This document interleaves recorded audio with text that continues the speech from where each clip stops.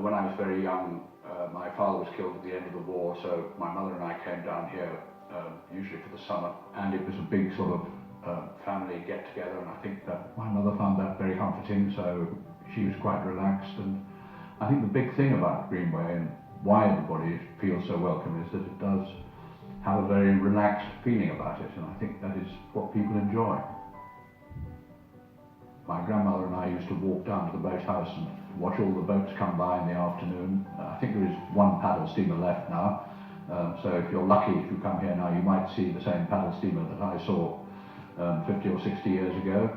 There were all sorts of other pleasure boats that came from Brixham and Torquay. They were called Western Lady, Killoran and Pride of Paynton.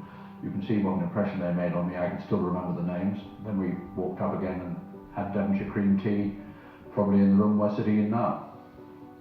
I suppose if you wanted to take a walk which would take in a couple of famous Agatha Christie murders, you would set off from the house and go down to the boathouse where the first murder in Dead Man's Folly took place, which was also the scene of the last film that David Suchet did in the recent Hercule Poirot series.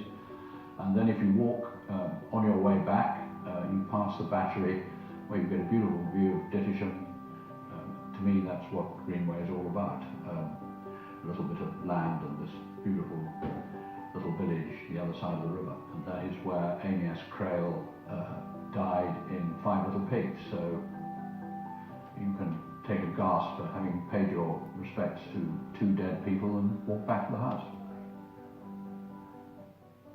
The Camellia Garden, at the relevant time of year, which is sort of any time really from February till early May, would probably almost supersede the boathouse as somewhere to go and visit.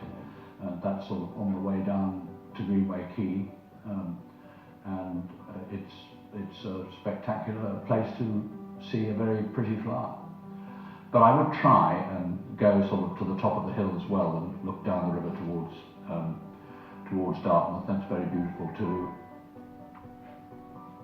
Indoors, I find it hard to replace the library, which has the wonderful frieze around the ceiling, which was painted during the Second World War, and they asked my grandmother whether she wanted it removed, and she felt it was a piece of history because she loaned the house to the American Navy during the Second World War. But it is for me, it's a very iconic room. It's where we all gathered before lunch and before dinner, and it was the sort of social hub of the house.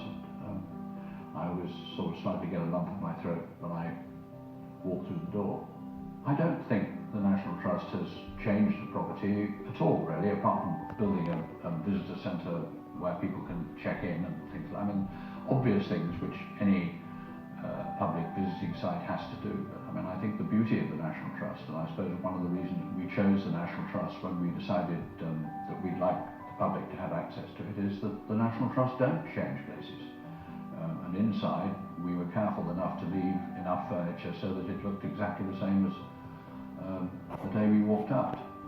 I don't think the emphasis should be on change. It should be recreating a wonderful family house which in the 50s to the 90s was in its prime.